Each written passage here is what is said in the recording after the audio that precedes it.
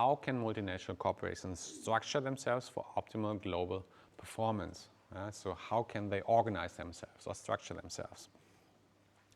So some of you are familiar with the different organizational charts.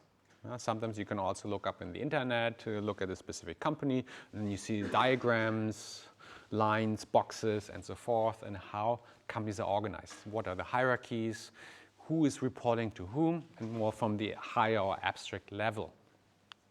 And there probably maybe four key organizational structures. And here we'll also look in particular here the role of the global or the international in these structures. And the first structure, or one of the very well-known structure, would be global product division structure. So it's based on products, we'll talk about soon. Global area or regional division structure. Then we have the global transnational division structure, and then the regional headquarters structure.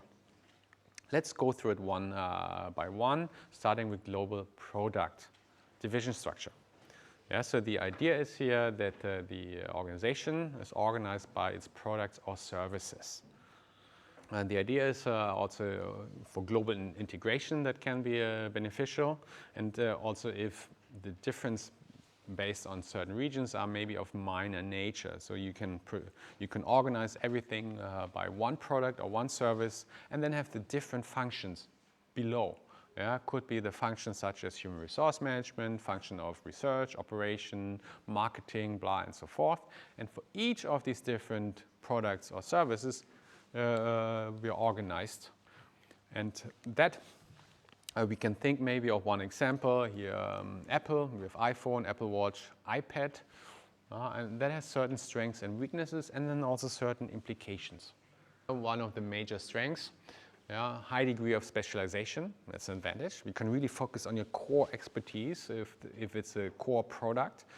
For Apple, iPhone is such a product, or the iPad nowadays, and so forth, and that we can think also of other companies that have more these product or also divisional structures, some may say. But certainly we have duplications. And the problem is also with these duplications, maybe it's a cost factor, but maybe also they operate in different directions, and they can be even further detrimental to performance of organization.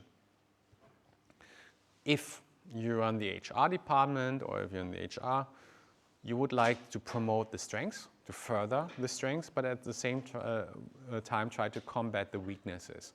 You have the strengths because if you're really an expert in certain products and services, you develop experts in those areas. Yeah. That means also you would provide that. And then at the same time, because the problem is you have duplication and maybe competition, because the potential problem is that here you create competition between these different products or between the different divisions and so forth, and that's certainly what you're not aiming for. So you need to try to develop something so that puts people under the same umbrella, so that they're thinking, even though they're not by reporting line, they're bound, but at least they have this kind of spirit.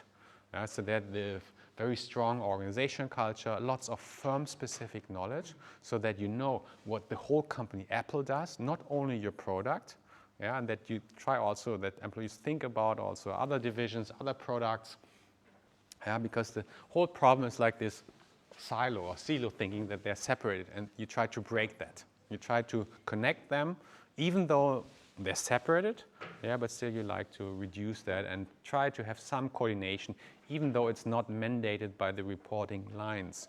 And that's why you very often have job rotation.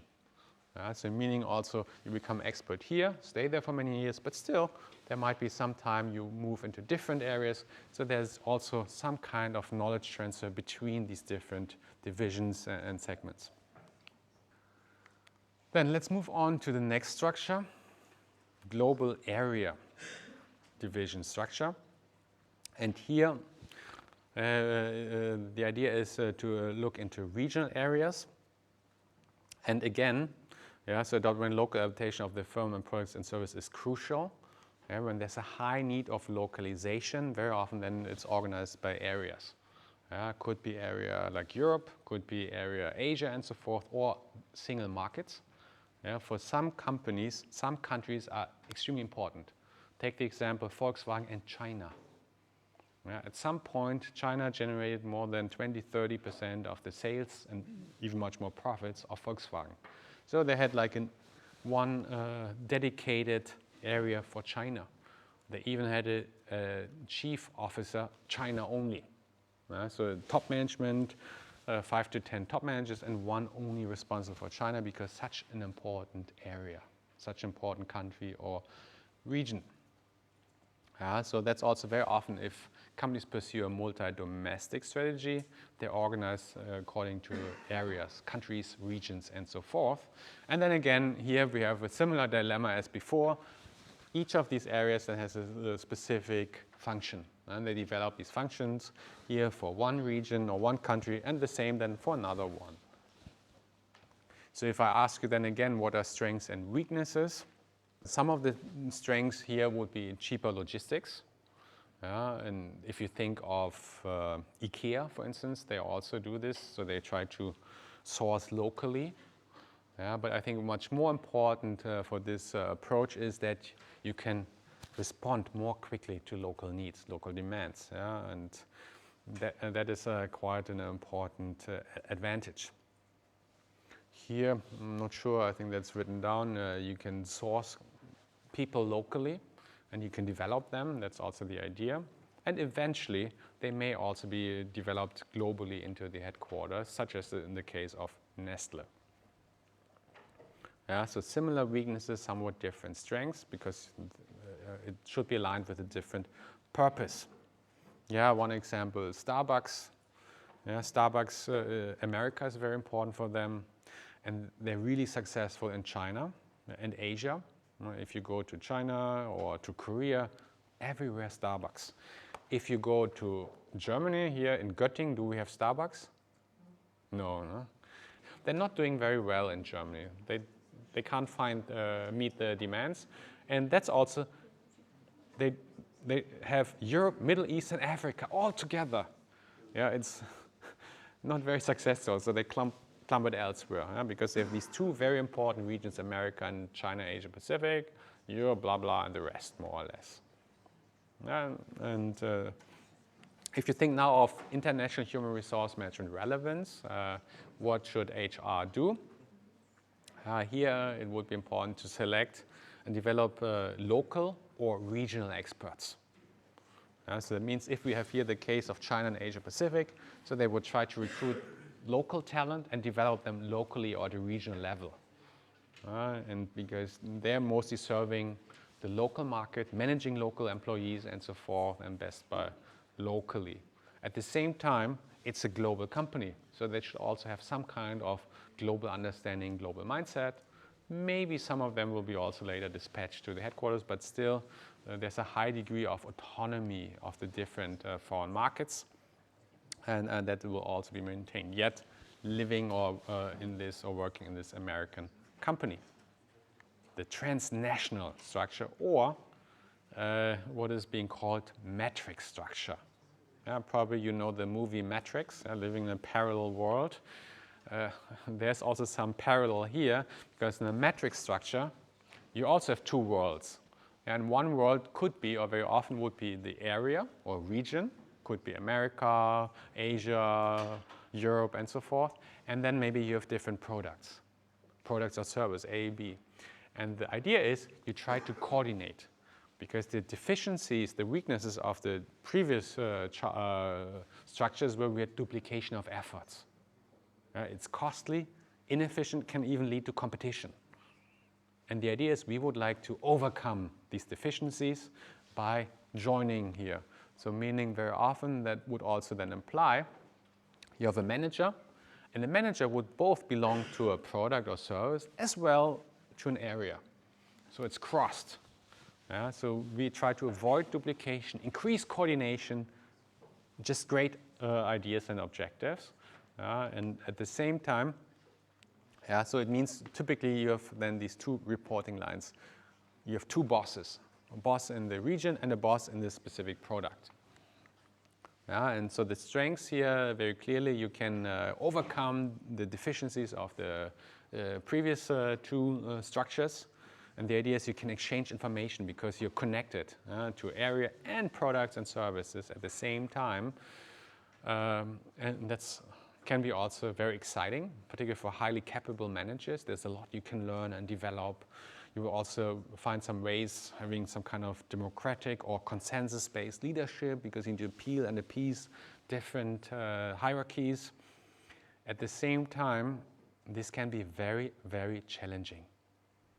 Yeah, and it's very easy to imagine if you have two bosses, this can all lead to certain conflicts. If boss A would like to do this, boss B would like to do the other thing. One would like to expand in the local market, the other wants to reduce costs. Yeah, it's sometimes very difficult to reconcile or to combine these different objectives. And then there might be also competition, resources. It's very often it's about resources, yeah, or people and time, because people have limited time, limited resources, and how to combine and how to appeal. So it can be very challenging. In terms of human resource management, because it's very complex. So it's important then to select people who are able to dealing with these complexities, global complexities and other demand complexities and so forth. And then, of course, you can also try to develop and train people accordingly, putting them into very demanding and challenging assignments, such as these where you have two reporting lines, multiple parallel projects working on, and so forth. Because the idea is to balance both local and also these global needs. Then another form would be the regional headquarters structure. It's not completely different from the area because there can also be as such. The idea, however, here is that we have regional headquarters. In the area, there may or may not be.